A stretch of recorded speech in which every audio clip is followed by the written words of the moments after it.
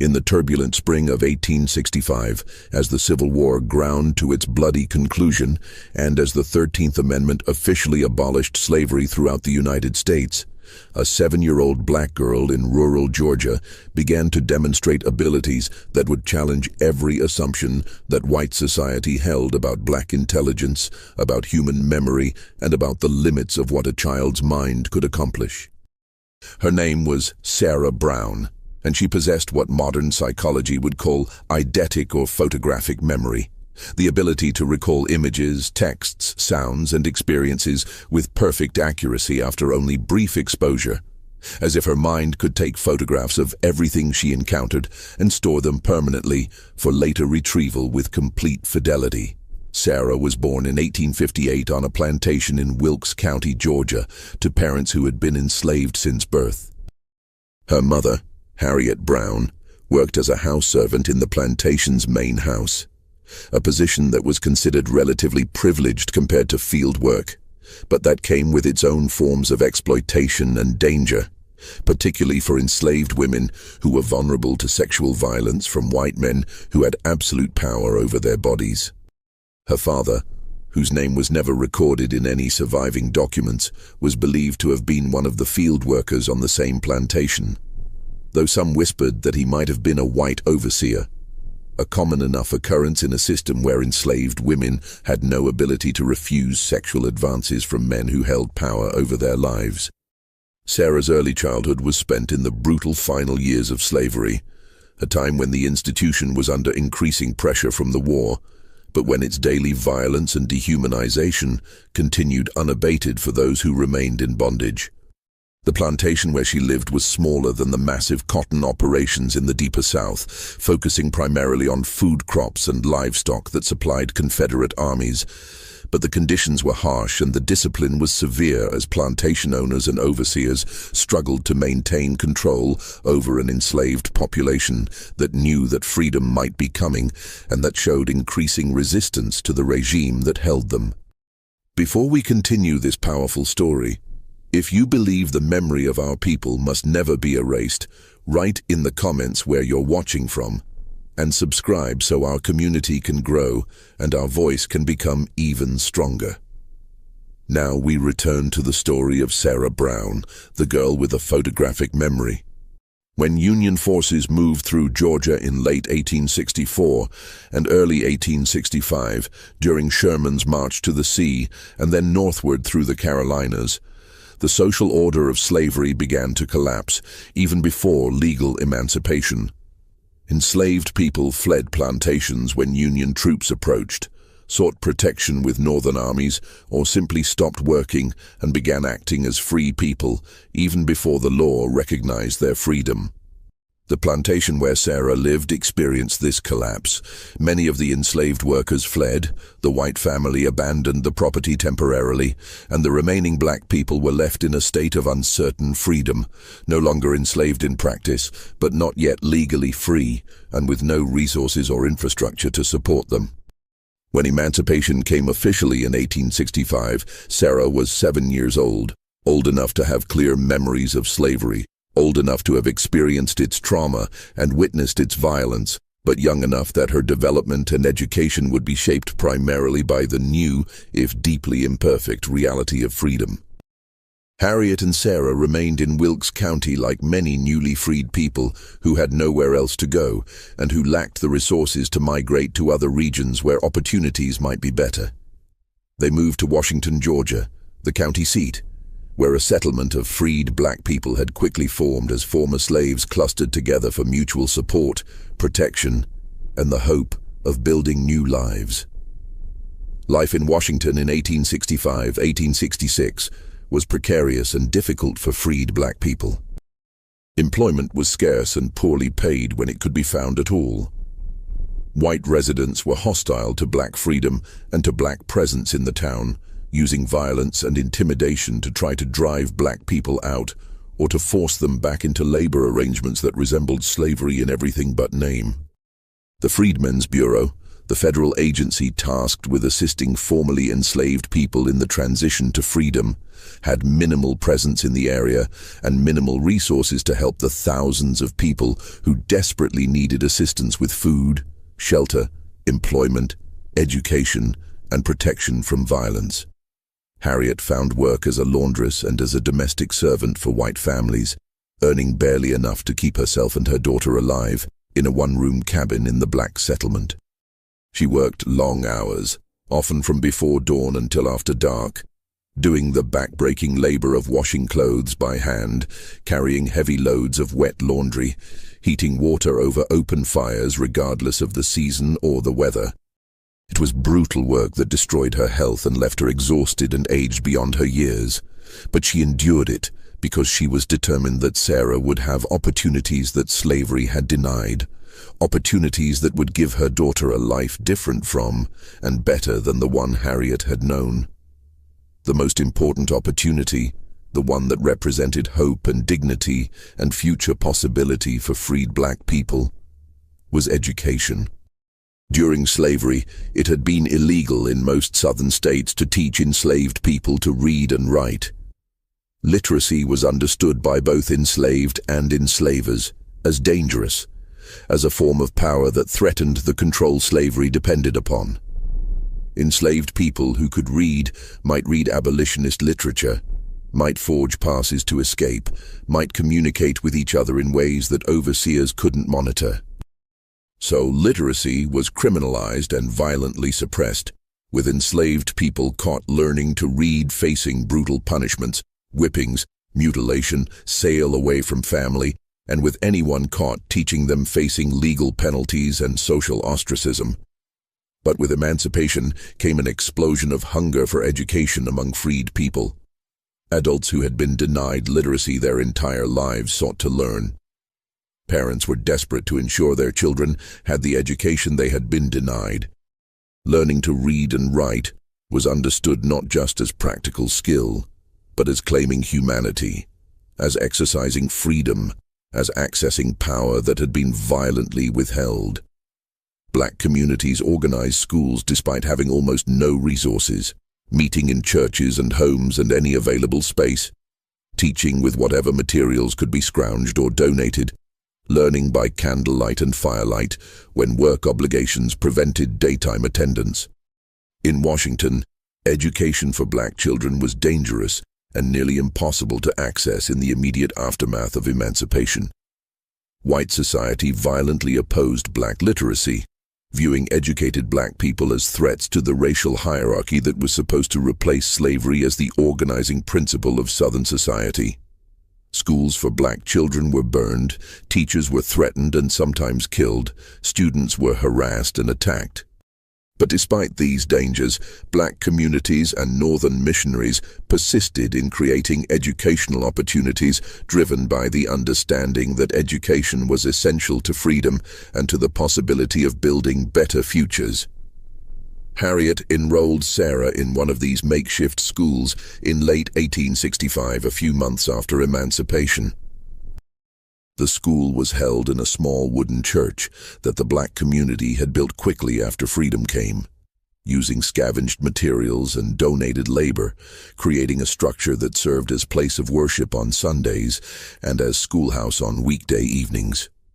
The teacher was a young black woman named Martha Williams, who had been born free in the North and who had been educated by Quaker missionaries committed to black education.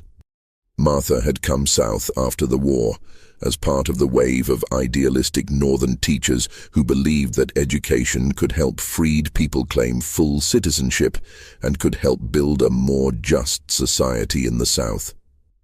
Classes were held by candlelight and firelight after sunset, when students who worked during the day could attend. Most of Martha's students were adults and older children who had never been allowed to learn during slavery and who were learning basic literacy as adults, slowly and with great difficulty. But she also had younger children like Sarah, who were beginning their education without the burden of years spent being told they couldn't learn, who approached literacy with the natural enthusiasm and quick learning that children bring to new skills.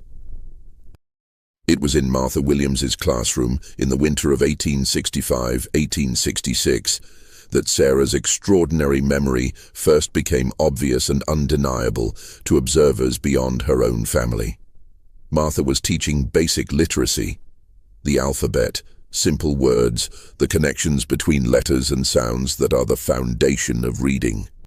She used slates and chalk when she could get them, wrote letters and words on scraps of paper that students would practice copying, read aloud from the few books available, primarily Bibles and spelling primers donated by Northern charitable organizations.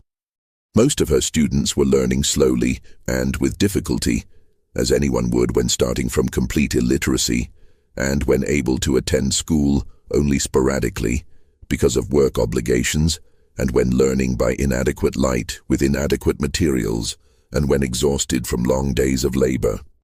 Adults who had spent their entire lives being told they couldn't learn often struggled with the basics, not because they lacked intelligence, but because learning is harder when you're older, and when decades of being denied education have convinced you that you're incapable of intellectual achievement. But Sarah was different in ways that Martha had never encountered in her several years of teaching. After a single lesson on the alphabet, Sarah could recite all 26 letters forward and backward without error, could identify each letter by sight, could write each letter from memory.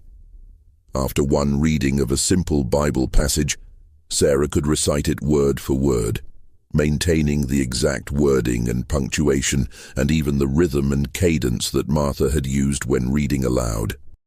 When Martha wrote words on the slate board and then erased them, Sarah could tell her exactly what had been written and where each word had been positioned on the board, as if she were still looking at the slate even though it had been erased. It was as if Sarah's mind was capturing everything she saw and heard with perfect fidelity, and storing it permanently for instant and complete recall. Martha initially thought Sarah must have been secretly educated before coming to her school, despite the legal prohibitions on teaching enslaved people to read. Perhaps Harriet had been literate and had taught her daughter in secret, or perhaps someone else on the plantation had taken the risk of teaching Sarah. But when Martha asked Harriet about this, the response was unequivocal. Sarah had never been taught anything before coming to the school. Harriet herself was completely illiterate, had never been allowed to learn during slavery, had no way to teach her daughter, even if she had wanted to risk the brutal punishments that would have followed if they had been caught. Sarah's abilities were as surprising and mysterious to her mother as they were to her teacher. To test whether Sarah's abilities were as extraordinary as they appeared, Martha began showing her increasingly complex materials, longer Bible passages, pages from geography books and histories, mathematical tables, anything she could find among the limited materials available. And Sarah could reproduce all of it from memory after a single brief viewing. When shown a page of text for just a few seconds, Sarah could recite the entire page, word for word, maintaining the line breaks and paragraph structure as if she were reading from the page, even though it was no longer in front of her, and even though she had seen it only briefly. When shown a map, even a complex map showing multiple countries or states with rivers and mountains and cities marked, she could draw it from memory with remarkable accuracy, reproducing the shapes and relative positions and even small details like decorative borders and compass roses and the specific fonts used for labels. When shown a drawing or illustration from a book, she could reproduce it with impressive fidelity to the original, capturing not just the main elements but small details of shading and proportion and perspective that most people wouldn't notice consciously or wouldn't remember even if they did notice them. When Martha read her lists of random information, strings of numbers, series of unrelated words, sequences of dates and names, Sarah could repeat them back perfectly, could recall them hours or days later, could recite them forward or backward or starting from any point in the sequence. Martha Williams was both amazed by and troubled by what she was witnessing. Sarah's abilities were extraordinary and clearly represented intellectual capacity that was exceptional by any standard. This was evidence that directly contradicted every racist theory about black intellectual inferiority that white society used to justify slavery and continued oppression. If a 7-year-old black girl with no formal education and no access to books or resources could demonstrate memory abilities that exceeded what university-educated white adults could achieve, then the entire edifice of scientific racism and claims about natural racial hierarchies was exposed as the lie it had always been. But Martha also understood that Sarah's gifts would make her a target in the violent and unstable context of Reconstruction-era Georgia. Exceptional abilities in a black child would draw attention, would create interest among whites who might want to study her or exploit her, or who might feel threatened by evidence of black genius that challenged their worldview. In a time and place where black success and black excellence were seen as threats to white supremacy, Sarah's perfect memory could bring danger rather than opportunity. Martha consulted with other members of the black community, with ministers and teachers and elders, who had experience navigating the dangers of being black in the South, who understood the delicate calculations required to survive in a society that was nominally free but was actually structured to maintain white domination through violence and intimidation. The consensus was clear and unanimous. Sarah's abilities should be kept as quiet as possible. She should be taught and encouraged and given every opportunity to develop her gifts. But she should not be displayed publicly or talked about outside the black community. The community needed to protect her from the attention that might otherwise destroy her. This protective secrecy lasted only a few months before circumstances forced Sarah's gifts into public visibility in ways that would change her life permanently, and that would create one of the most disturbing and least known cases of exploitation and suppressed genius in Reconstruction history. In the spring of 1866, a white physician named Dr. Charles Morrison came to Washington, Georgia, as part of a Freedmen's Bureau mission to assess the health and living conditions of newly freed black people in the region. Dr. Morrison was from Pennsylvania, had served as a Union Army surgeon during the war, and considered himself sympathetic to black people and supportive of their advancement, though his sympathy was paternalistic and condescending and was mixed with scientific racism and assumptions about black inferiority that were nearly universal among white people of his era, even those who opposed slavery and supported emancipation. Dr. Morrison's work with the Freedmen's Bureau involved conducting basic medical examinations of freed people, documenting living conditions and health problems, and writing reports that were supposed to help the Bureau determine what resources and assistance were needed in different areas.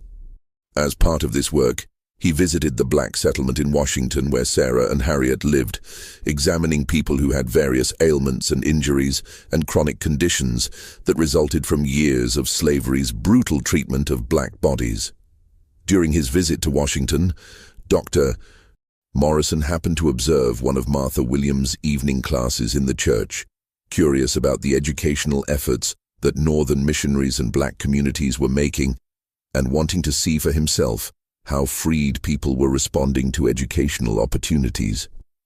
He witnessed Sarah demonstrating her memory abilities, reciting long Bible passages after single readings, reproducing maps and diagrams from memory, answering questions about materials she had seen only briefly. Dr. Morrison was stunned by what he observed and immediately recognized that he was witnessing something extraordinary that warranted further investigation and documentation from a medical and scientific perspective. He approached Harriet Brown and asked permission to examine Sarah more thoroughly, to conduct systematic tests of her memory abilities, to document what appeared to be an unprecedented case of eidetic memory in a child. Harriet was deeply reluctant. She understood intuitively that allowing white authorities to study her daughter was dangerous, that Sarah might become a spectacle, might be taken away from her, might be exploited in ways that Harriet couldn't prevent or control. She had lived her entire life understanding that white interest in black people was never benign, that white attention brought danger, that anything that made a black person exceptional or different or valuable in white eyes could lead to exploitation or worse. But Dr. Morrison was persuasive, and he had authority as a Freedmen's Bureau representative. He assured Harriet that Sarah would be treated respectfully, that the examination would be brief and would be conducted locally rather than requiring Sarah to travel anywhere, that the knowledge gained would benefit not just science, but would provide evidence of black intellectual capacity that could help the cause of racial equality and black advancement. He promised that Sarah wouldn't be harmed, that Harriet could be present during all examinations, that no one would take Sarah away from her mother. He framed his interest as benevolent and scientific rather than exploitative, and in the context of 1866, when the Freedmen's Bureau represented federal authority and when refusing white requests was dangerous for black people, regardless of what rights emancipation was supposed to have granted, Harriet felt she had little choice but to agree. Over the following weeks in spring 1866, Dr. Morrison conducted extensive testing of Sarah's memory abilities using whatever materials he could find or create. He would show her pages from medical textbooks, the only books he had access to, and ask her to recite them. He would draw complex anatomical diagrams and ask her to reproduce them hours or days later. He would read her lists of random words or numbers or dates and test her recall after various delays. He would show her photographs and illustrations and then ask her to describe them in detail or to draw what she had seen. Sarah's performance was consistent and remarkable across all of these tests. She could recall text with perfect accuracy, reproducing not just the content and meaning, but the exact wording, punctuation, capitalization, even typographical errors or unusual formatting. She could reproduce images with impressive fidelity, capturing details of shading, proportion, perspective, and composition that most people wouldn't notice consciously. She could remember lists of random information, strings of numbers, series of unrelated words, sequences of nonsense syllables, with perfect accuracy even after delays of hours or days. Her recall seemed to be truly photographic, as if she were reading from or looking at internal images of material she had seen previously, rather than reconstructing memories from abstracted or processed information the way most people do. Dr. Morrison was meticulous in his testing and documentation, conducting experiments designed to rule out alternative explanations for Sarah's abilities. He tested whether she might be using memory techniques or tricks rather than genuinely having eidetic recall. He tested whether her abilities were specific to certain types of material or whether they extended across all forms of information.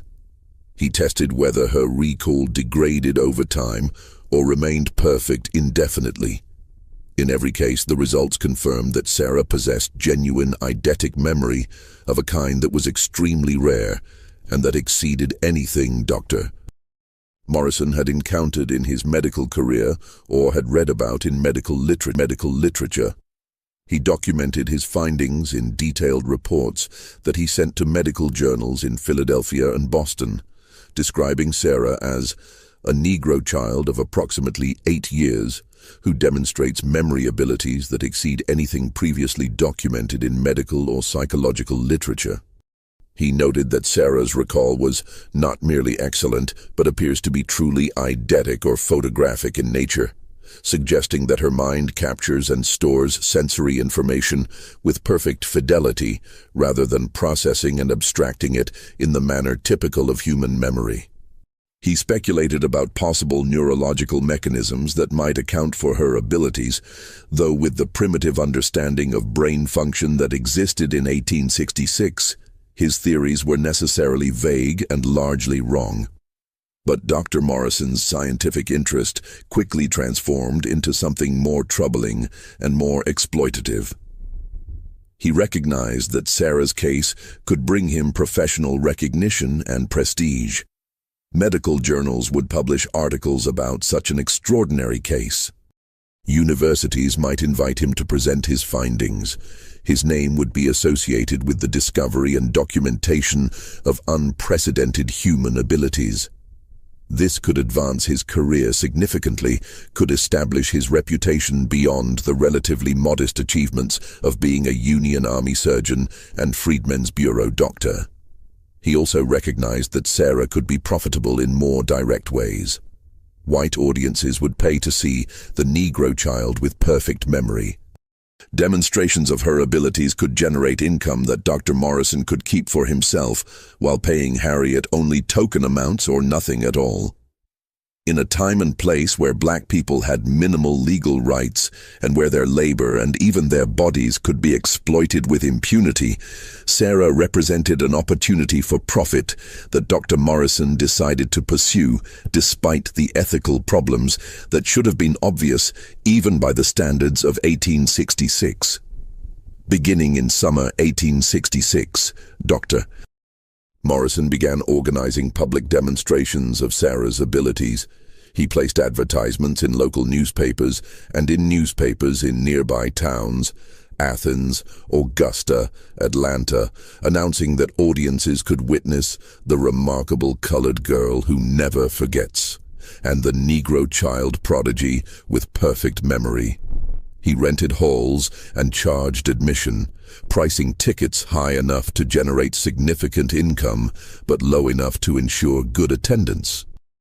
The demonstrations were advertised as both scientific exhibitions and as entertainment, promising audiences that they would witness abilities that defied medical explanation and that proved the wonders of the human mind. The demonstrations followed a consistent format that Dr. Morrison refined over multiple performances. Sarah would be brought onto a stage where Dr. Morrison would introduce her and would provide brief background about her abilities and about the testing he had conducted. Then audience members would be invited to bring materials forward: books, newspapers, maps, documents, anything they wanted to test Sarah with. Dr. Morrison would show these materials to Sarah briefly, usually for just a few seconds, and would then ask her to recall what she had seen.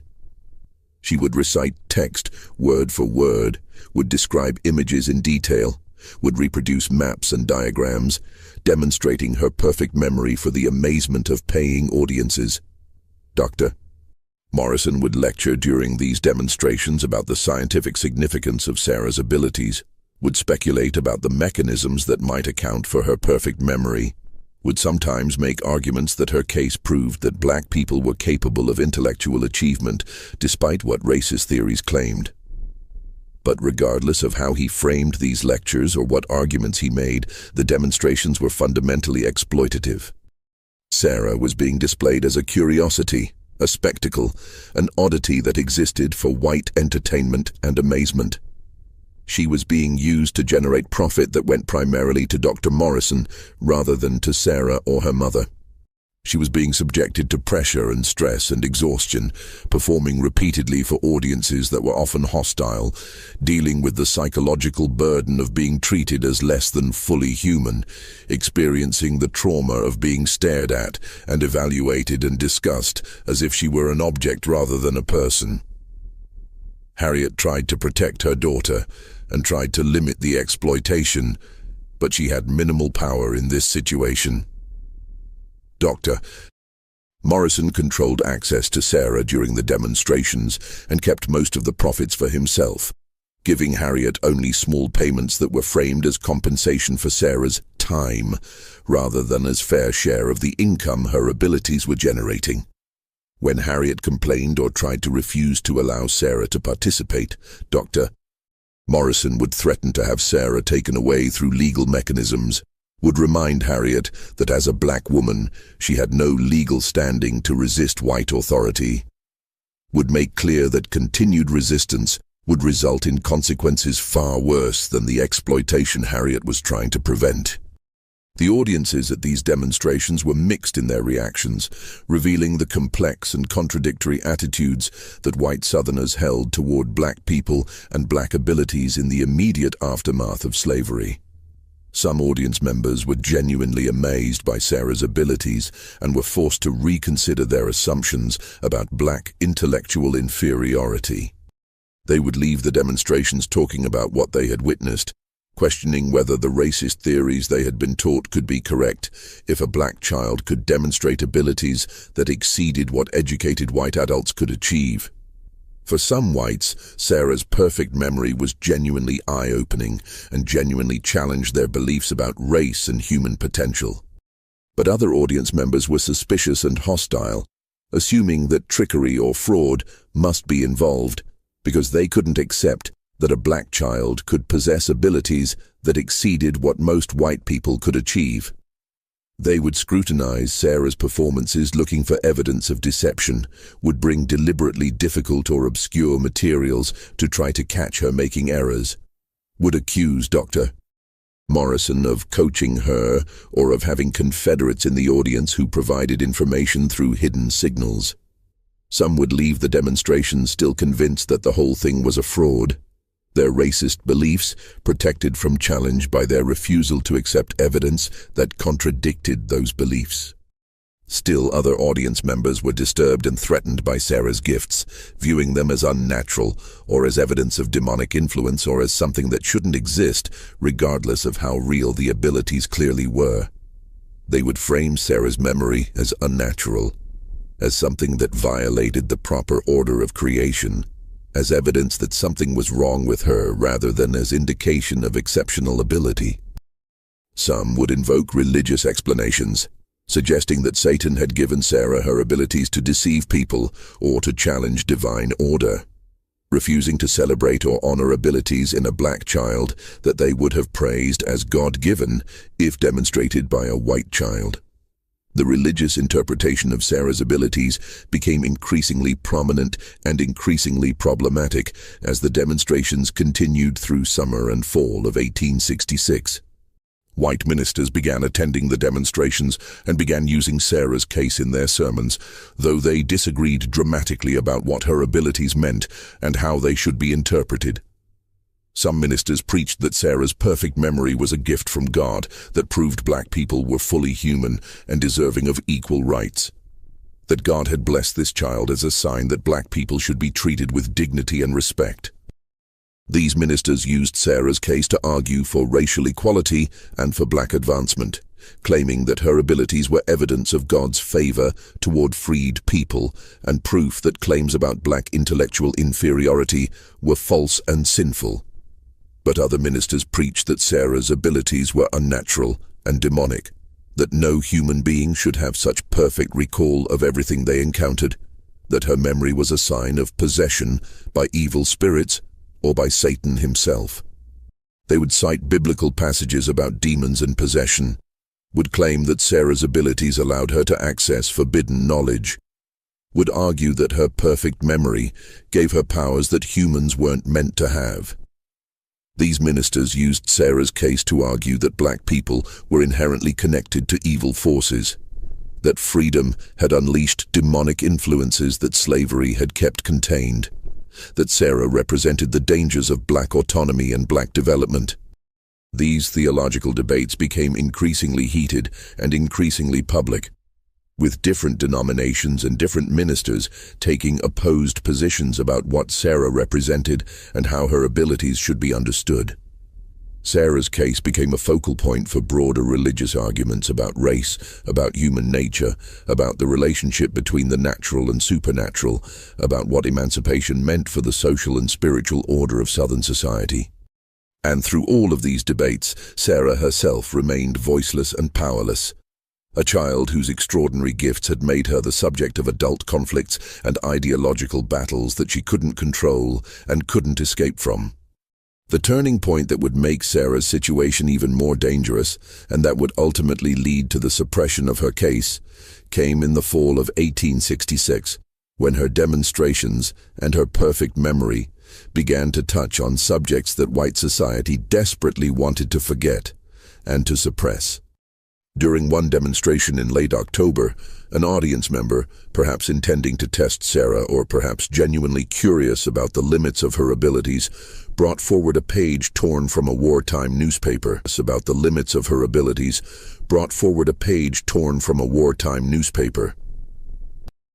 The page contained an article and an illustration about a lynching that had occurred in Wilkes County in 1863. During the war years, when Confederate authorities and local white vigilantes had used terror and violence to suppress any hint of black resistance or of sympathy for Union causes. Dr. Morrison, who hadn't screened the material before it was shown to Sarah, allowed the demonstration to proceed. Sarah looked at the newspaper page briefly, for perhaps 5 or 10 seconds. Then, when asked to recall what she had seen, she recited the article word for word in her clear, precise voice that carried to every corner of the hall. The article described how a black man named Joshua had been accused of encouraging other enslaved people to flee to Union lines, how he had been captured by Confederate authorities, how he had been hanged publicly as a warning to others. Sarah recited all of these details exactly as they appeared in the article. Then she described the illustration that accompanied the article, a woodcut showing the lynching scene with multiple figures visible, including the victim and the white men who had carried out the killing. And then Sarah did something that Dr. Morrison hadn't expected and couldn't stop. She began identifying the white men in the illustration, naming them by the names she recognized from her own memories and from stories she had heard in the black community. "That's Mr. Patterson," she said, pointing to where the figure was in her mental image of the illustration. "He ran the general store.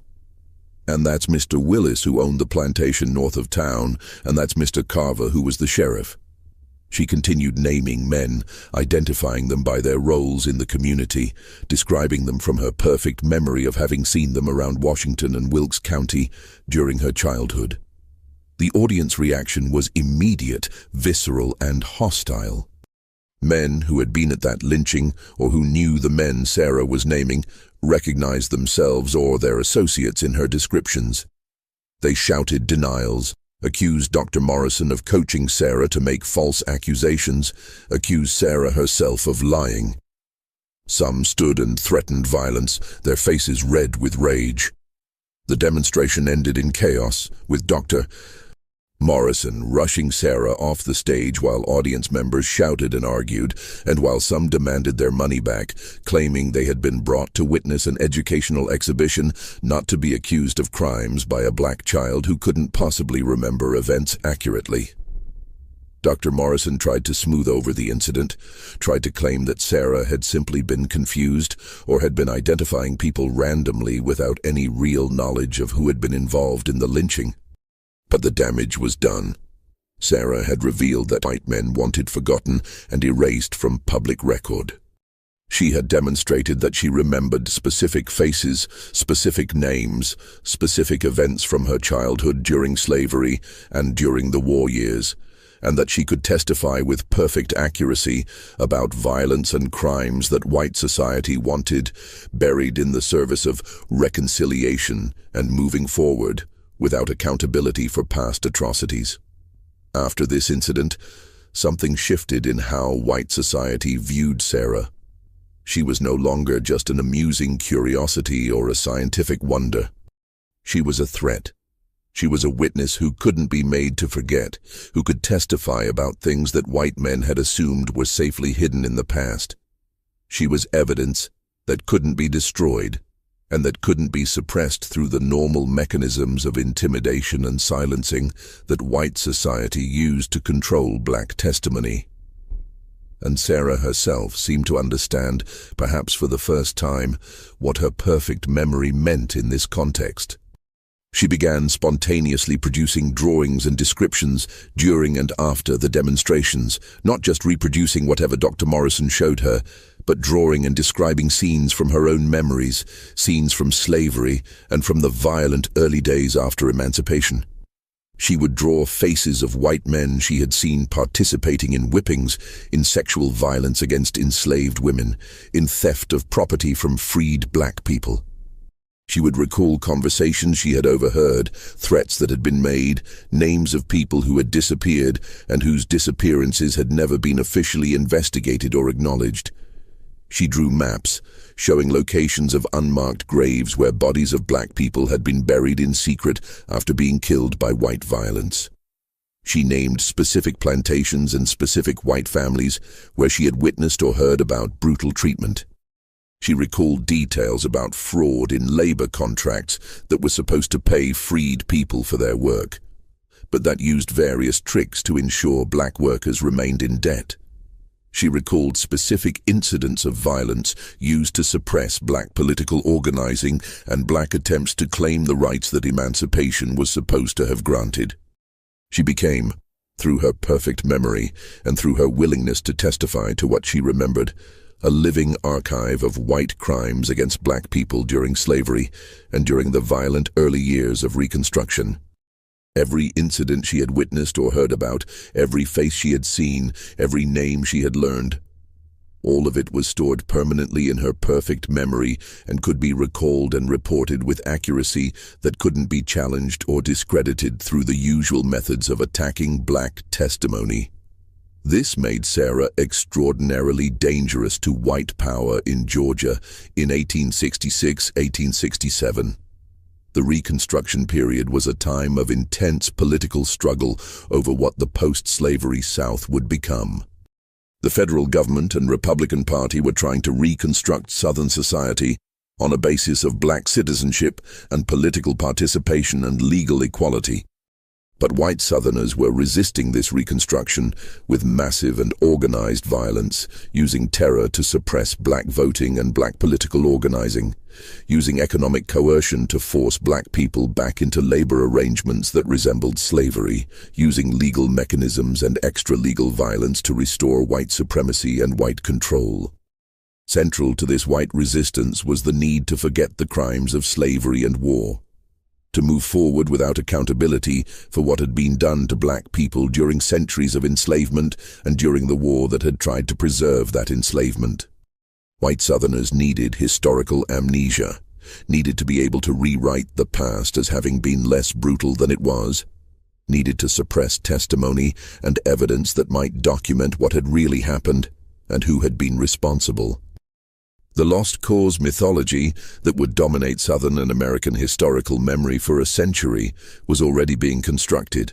Myths about benevolent slavery, about honorable Confederate soldiers fighting for states' rights rather than for slavery, about Reconstruction as corrupt Northern tyranny rather than as attempt to build genuine democracy.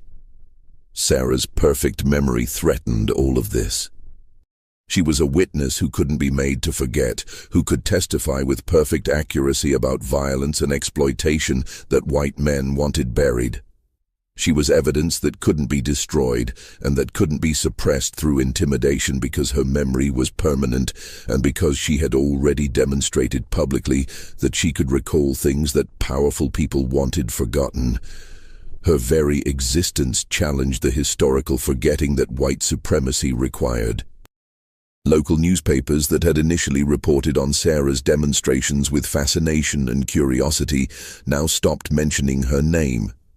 Articles that had been planned about the memory girl were killed by editors who recognized that continued publicity about Sarah and her abilities would create problems for the white power structure. Dr. Morrison, who had been organizing and profiting from Sarah's public appearances, suddenly found himself under intense pressure from local white authorities to stop the demonstrations immediately and to cease drawing attention to the brown girl's memories. He received threats, veiled at first, then increasingly explicit, making clear that continuing to display Sarah and to allow her to testify about what she remembered would result in violence against him and against Sarah and Harriet. White men who had attended the demonstrations and who had been disturbed by Sarah naming names and recalling violence visited Dr. Morrison privately and told him in unmistakable terms that the demonstrations must stop, that Sarah must be silenced, that if he continued to profit from exploiting her memory, he would face consequences that would make him regret ever coming to Georgia. By early 1867, Dr. Morrison had capitulated completely to this pressure. He stopped organizing demonstrations, stopped testing Sarah, stopped talking about her case publicly. By March 1867, he had left Georgia entirely. returning to Pennsylvania and abandoning the work he had been doing with the Freedmen's Bureau. He took with him all of his notes and documentation about Sarah's case, all of the detailed records of his testing, all of the measurements and observations, all of the examples of Sarah's perfect recall that he had so meticulously documented. He never published his findings in medical journals as he had initially intended and as he had promised Harriet he would do. The detailed reports he had written describing Sarah's abilities, which he had told Harriet would help prove black intellectual capacity and would advance the cause of racial equality, were stored away in his private papers and were never submitted for peer review or scholarly discussion. The case that had seemed poised to revolutionize understanding of human memory and that had seemed to offer powerful evidence against scientific racism simply disappeared from scientific discourse, suppressed not through academic critique or through questions about research methodology, but through political and social pressure from whites who couldn't tolerate the implications of Sarah's perfect recall and perfect testimony. Sarah and Harriet were left in Georgia, more vulnerable than before because they were now known to white authorities as sources of dangerous memory and dangerous testimony. The protection that Dr. Morrison's presence and federal authority had provided, minimal as it had been, was gone. They were exposed to retaliation and to violence with no one to protect them or to intervene on their behalf. The black community did what it could to protect them, but resources were limited and the dangers were real and pervasive.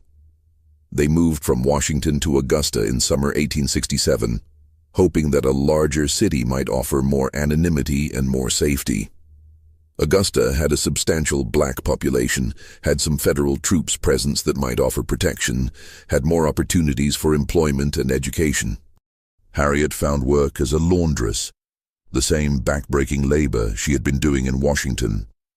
Sarah continued to attend school when possible, though her formal education was constantly interrupted by the need to work, to help support them, and by the general chaos and danger of Reconstruction-era Georgia, where violence against black people was constant, and where black institutions like schools and churches were frequent targets of white terrorism. In Augusta, Sarah came to the attention of a black church community, and specifically of a minister named Reverend Thomas Wilson, who ran a school for freed children in connection with his African Methodist Episcopal Church. Reverend Wilson had heard stories about Sarah's remarkable memory. Stories had spread through black communities despite white efforts to suppress knowledge of Sarah's case, and he was committed to protecting her and to helping her develop her gifts in ways that served the black community rather than entertaining white audiences or exposing her to danger from whites who feared what she could remember and testify to. Under Reverend Wilson's protection and guidance from 1867 onward, Sarah's education continued and deepened, and her abilities were directed toward purposes that the black community chose rather than purposes that white exploitation imposed. She became a living repository of community history and collective memory. Families who had been separated during slavery would bring her photographs of loved ones they had been separated from, would tell her stories about parents or children or siblings who had been sold away, would share what information they had about where those people might have been taken.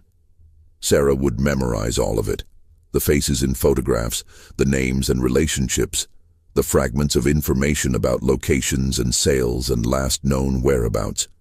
She became a human archive, storing information about black families and black history that had no other permanent record and that would have been lost forever if it had depended solely on written documentation that most black people had no ability or resources to create.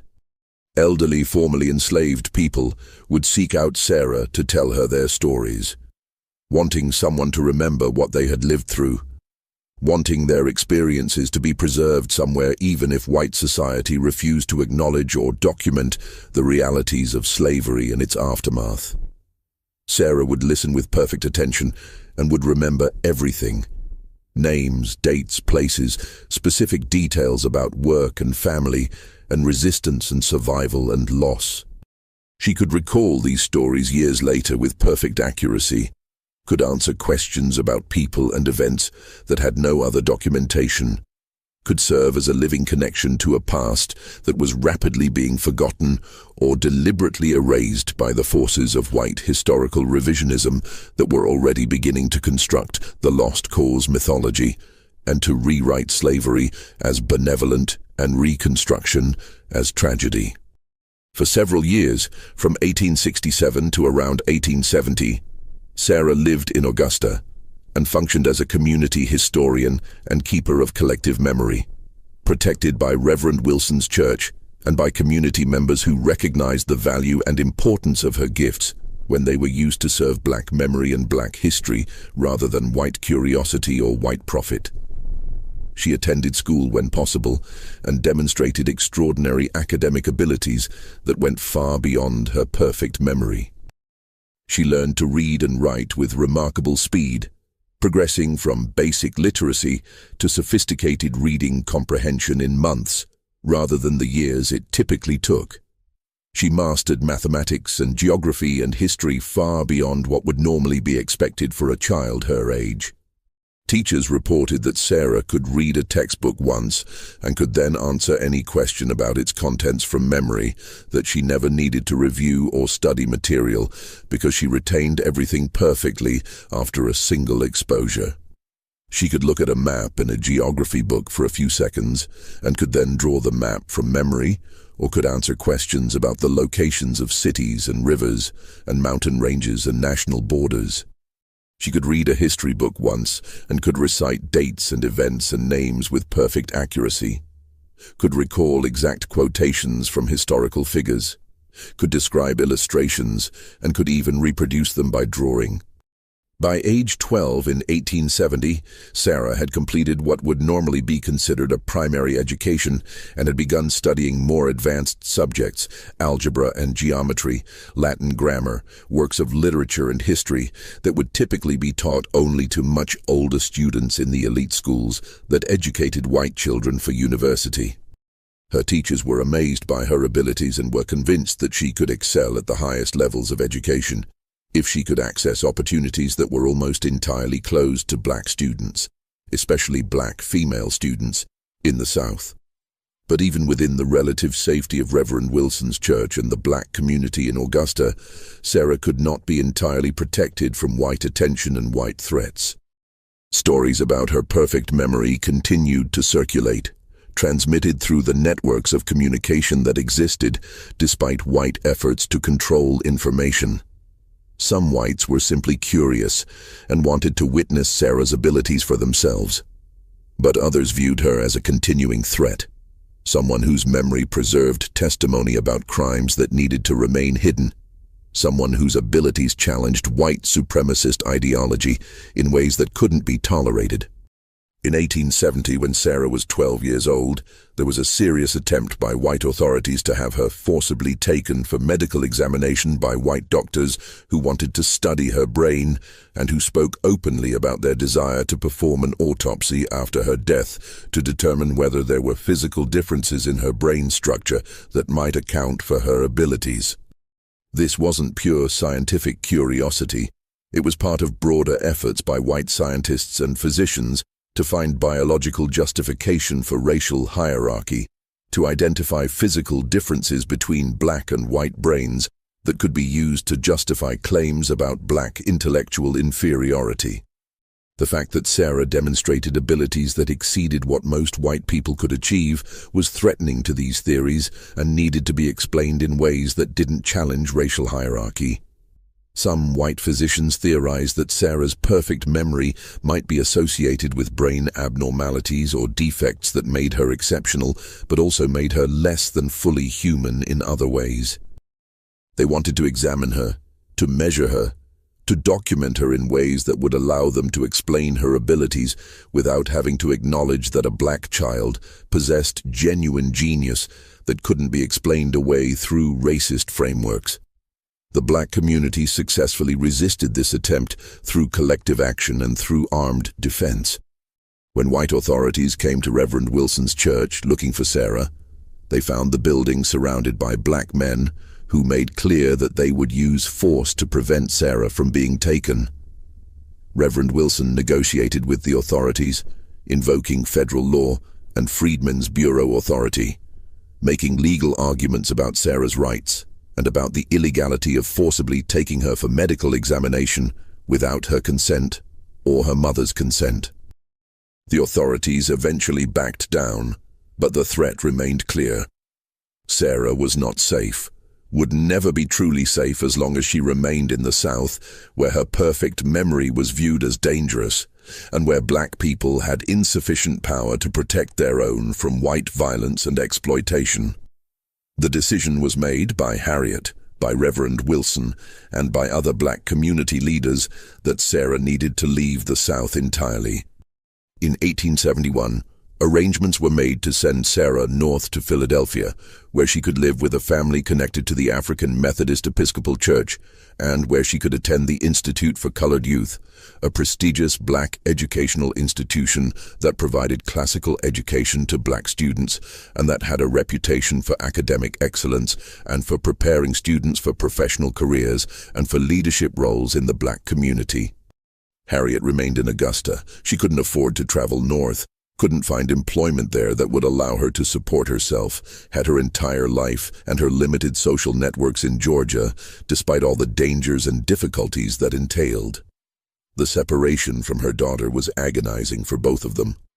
Harriet was sending away the child she had worked so hard to protect and educate, would not see her grow up, would not be present for all the milestones and achievements that she had hoped her daughter would experience. But she also understood that staying in the South would likely mean Sarah's abilities would be suppressed, would mean Sarah would face continuing danger and exploitation, would mean that the extraordinary gifts Sarah possessed would never be fully developed or used in ways that honored their significance. Sarah and Harriet maintained contact through letters after Sarah moved to Philadelphia.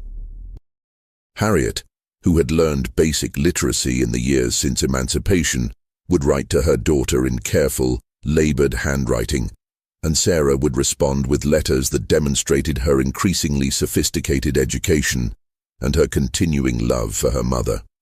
But they would never see each other again in person. Harriet died in 1879 from lung disease that resulted from years of breathing smoke and chemicals from laundry work. Sarah received news of her mother's death weeks after it occurred, too late to return for the funeral, even if she had been able to afford the journey. The grief of losing her mother while separated by hundreds of miles, of never having had the chance to say goodbye, of knowing that Harriet died without seeing her daughter one final time.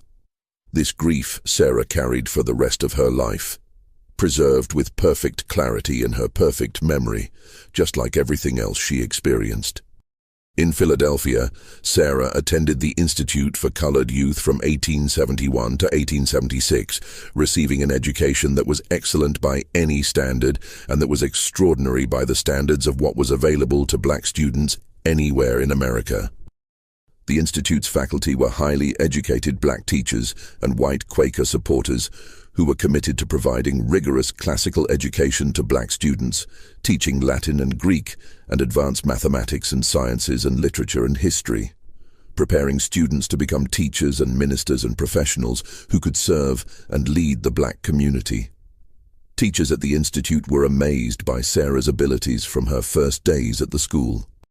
She consistently scored perfectly on examinations, never missing a question or making an error. She could recite entire books from memory after reading them once. She could master complex subjects, higher mathematics, Latin grammar, scientific principles, after single exposures to material that other students needed weeks or months of study to learn. She excelled particularly in languages, learning Latin and French and beginning Greek with a speed and facility that suggested she would be able to master any language she chose to study. But Sarah's time in Philadelphia also revealed the limitations and the burdens of her perfect memory in ways that became increasingly clear as she grew older and as she accumulated more experiences and more memories. She could not forget anything, not just the academic material she studied for school, but also every painful experience, every trauma, every violence she had witnessed or experienced during slavery and during Reconstruction. Her memory preserved everything with perfect fidelity and perfect permanence. The brutalities of slavery that most people would gradually forget, or would process and integrate in ways that made them less overwhelming, remained perfectly vivid in Sarah's recall. She could remember specific instances of violence against her mother, specific threats from white men, specific scenes of suffering that she had witnessed as a young child. These memories didn't fade or become less painful over time. They remained as clear and as distressing as if they were happening in the present. Faculty and students at the Institute reported that Sarah would sometimes become overwhelmed by her memories, would have episodes where she seemed to be experiencing past traumas as if they were happening in the present moment, would struggle to distinguish between memory and current reality when her recall was so vivid and so complete that remembering felt subjectively identical to experiencing. She would sometimes freeze in the middle of activities, her expression vacant, clearly seeing something that no one else could see. And when she returned to awareness of her present surroundings, she would be shaking and distressed, having just relived some terrible memory with perfect clarity. Modern psychology would recognize these symptoms as consistent with post-traumatic stress disorder, though that diagnostic category didn't exist in the 1870s, and Sarah received no treatment or therapeutic support for the psychological burden her perfect memory created. Faculty tried to be supportive and understanding, but they had no framework for addressing the unique suffering that came from being unable to forget trauma, from having every painful memory preserved with permanent clarity, from lacking the natural forgetting and gradual fading of traumatic memory that allows most people to process and recover from terrible experiences over time. Sarah graduated from the Institute for Colored Youth in 1876 at age 18. Having completed an education that would have been impressive for any student, and that was extraordinary given her circumstances and given the limited educational opportunities that existed for black students even in the North. She was qualified to teach, to continue in higher education if such opportunities existed for black women, which they largely didn't in 1876, to contribute to black intellectual and cultural life in ways that would have honored her abilities and would have used her gifts for purposes she chose. But there are essentially no records of what happened to Sarah Brown after her graduation from the Institute in 1876. She disappears from the historical record almost completely. No marriage record, no death certificate, no employment records, no further correspondence or documentation of any kind that has been discovered despite extensive searches by historians who became interested in her case. It's as if she vanished, as if her existence simply ended when she was 18 years old, as if the person who possessed perfect memory and extraordinary intellectual abilities left no trace of her own continued life after that point. This disappearance from historical record is itself deeply mysterious and troubling. Several possibilities exist, none of them definitively provable with available evidence. Sarah might have died young, perhaps from illness or perhaps from suicide, if the burden of her perfect memory and her inability to forget trauma became unbearable. Black women in the 1870s had high mortality rates, and their deaths often went unrecorded or were recorded in ways that didn't connect to their earlier lives, making it possible that Sarah died without leaving documentary evidence that historians could later find and connect to her. Alternatively, Sarah might have deliberately erased her own presence from historical record, adopting a new name and a new identity to escape the attention and the dangers that her abilities had attracted throughout her life. This wouldn't have been unusual. Many black people changed their names after emancipation, either to mark the transition to freedom or to escape from past associations or to protect themselves from ongoing dangers. If Sarah had chosen to live under a different name and had chosen not to display her perfect memory abilities publicly, she could have lived a long life that left no documentary trace connecting her to the Sarah Brown who attended the Institute for Colored Youth. She might have married and taken her husband's name, might have moved to a different city or state where she wasn't known, might have deliberately chosen obscurity and privacy over public recognition. Given how much suffering her perfect memory had caused her, the exploitation by Dr. Morrison, the threats from whites who feared her testimony, the constant pressure of being treated as spectacle rather than as person, the burden of being unable to forget trauma, it would be entirely understandable if Sarah had chosen to hide her abilities and to live as anonymously as possible. Or something might have happened to her, violence, exploitation, institutional confinement, if her episodes of being overwhelmed by traumatic memory were misunderstood as insanity, that removed her from circumstances where she would leave documentary evidence. The 1870s and 1880s were periods of intense racial violence and oppression in both North and South. Black people who stood out in any way, who challenged racial hierarchies through their abilities or their achievements, who possessed knowledge or capabilities that threatened white supremacy, such people were targets for violence and for suppression. Sarah's perfect memory had already made her a target multiple times. It's possible that she met a fate that was never properly recorded or that was deliberately hidden. We will probably never know with certainty what happened to Sarah Brown after 1876. What we do know is that her case was never properly documented or studied by the white scientific and medical establishment, that her extraordinary abilities were exploited rather than honored during her childhood, that she was endangered rather than protected, and that ultimately she was forgotten by the dominant society that had briefly found her useful and then had found her too dangerous to remember. The fragmentary evidence of Sarah's life and abilities that has been preserved comes from several sources that were maintained by the black community and that were rediscovered by historians beginning in the 1980s, when scholars became interested in uncovering suppressed stories from Reconstruction-era black history. A photograph exists, taken in 1866, showing a small black girl in a plain dress standing in front of a wooden church. This is believed to be Sarah, though the photograph carries no identifying information beyond a handwritten note on the back, saying, "Memory Girl, Washington, Georgia, 1866. The photograph shows a child with an intense, serious expression, standing very still and straight, looking directly at the camera with eyes that seem older than her years. Letters preserved in the archives of the African Methodist Episcopal Church include references to the brown girl from Georgia who remembers everything, and discussions among church leaders about protecting her and ensuring her education. A letter from Reverend Wilson to church officials in Philadelphia includes this passage. "We are sending you a child of exceptional gifts who requires protection and education beyond what we can provide here. She possesses perfect memory and has suffered greatly from those who would exploit such ability. She carries also the wounds of slavery and of violence witnessed, and will require patience and understanding as she develops her remarkable capabilities."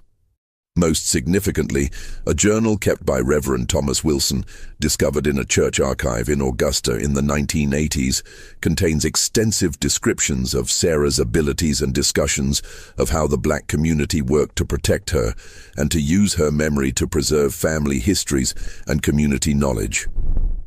The journal includes this striking passage written in 1869.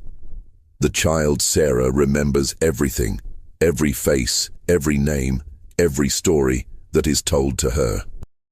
She has become our living archive, preserving the memories of our people that no written record captures. But she carries also a terrible burden, for she cannot forget the horrors she has witnessed. She remembers slavery with perfect clarity, remembers violence and suffering that most have mercy of forgetting gradually.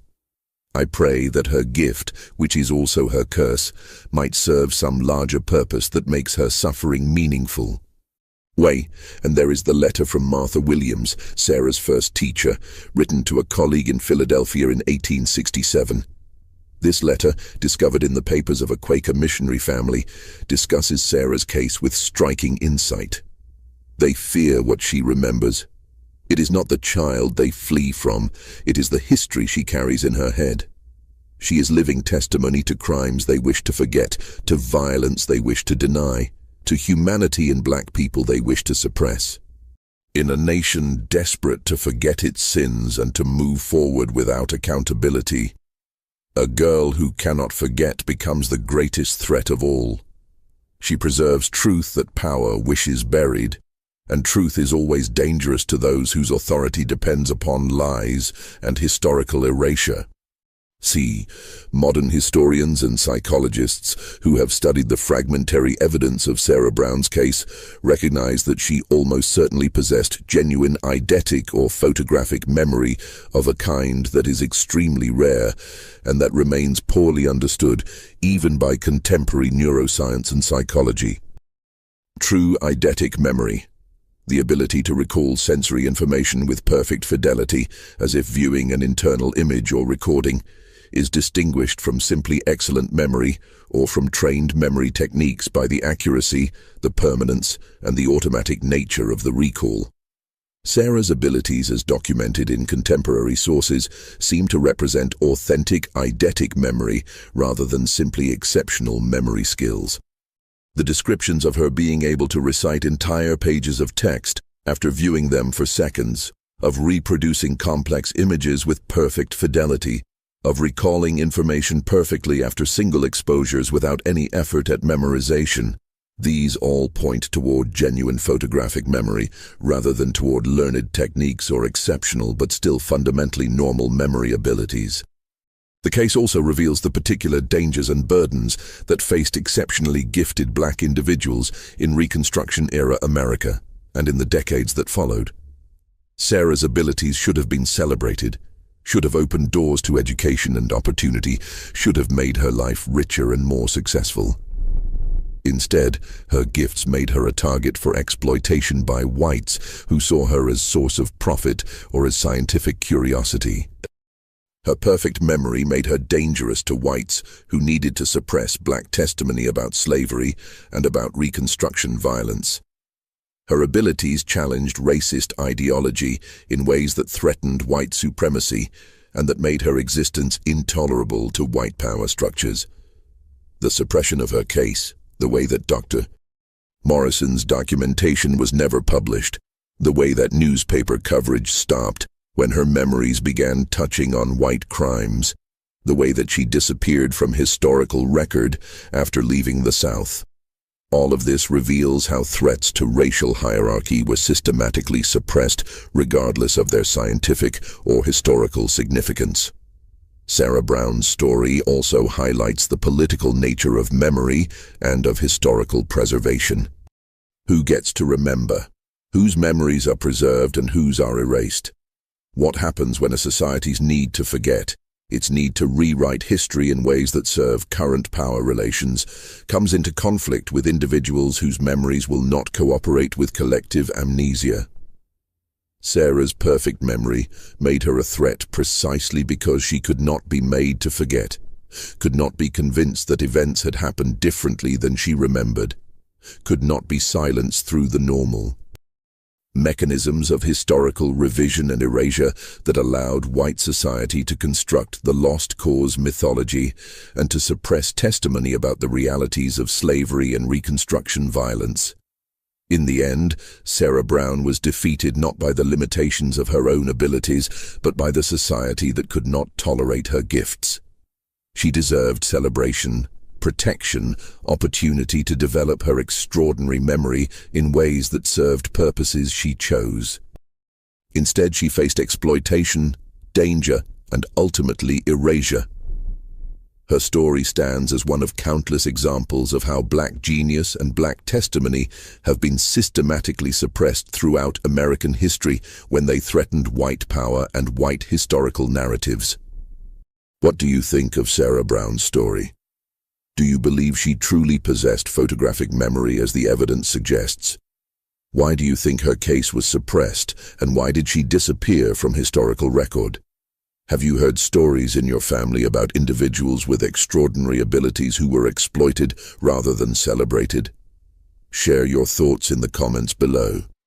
If you found this story important and moving, subscribe to our channel, hit that notification bell, and share this video with others who need to understand that Black history contains countless stories of extraordinary people whose gifts were suppressed, whose testimonies were silenced, and whose very existence was erased when their abilities or their memories threatened white power.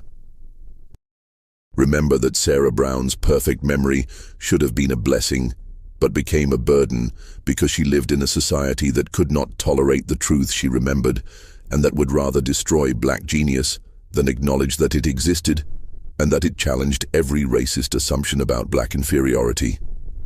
Honor her memory by refusing to forget her story, and by committing to preserving and sharing the history